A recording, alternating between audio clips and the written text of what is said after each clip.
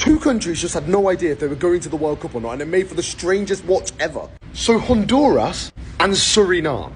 Both countries wanted to qualify automatically to the World Cup today. They both started their day in first place of their groups. But two of the three best second place teams also had a chance to go through to the World Cup through the Interconfederation. But I don't think Suriname or Honduras had any clue about that. Because you see, Suriname were losing to Guatemala. They were bottling automatic qualification. But it was about to get worse for them because they went 3-0 down to Guatemala, which meant now, on goal difference by 1 goal, they were pushed outside of the top 2 best 3 ranked second place teams and going out of qualification altogether. And Honduras were the team benefiting from this. Though, I don't think anyone told them. Because with them drawing 0-0 to Costa Rica, they knew if they scored, they were going to the World Cup. And so kept pushing for a goal. And it looked like Suriname were cooked.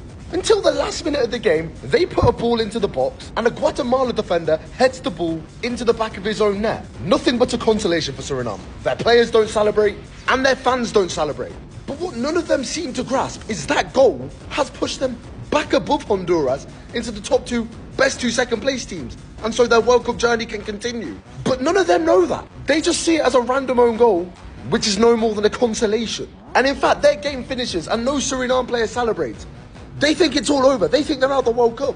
But technically, at the minute, they're still in. But to any goal in the Honduras-Costa Rica game changes this. But if you watch that game, it was a little bit like this. Underlined even further when Costa Rica's goalkeeper, Keylor Navas, went up for a last-minute corner to try and get Costa Rica that second-place spot. And Honduras, who just needed a goal to go to the World Cup, didn't even attack the empty goal. And the Honduras game finishes 0-0. And their coach comes on the pitch like, lads, we're out.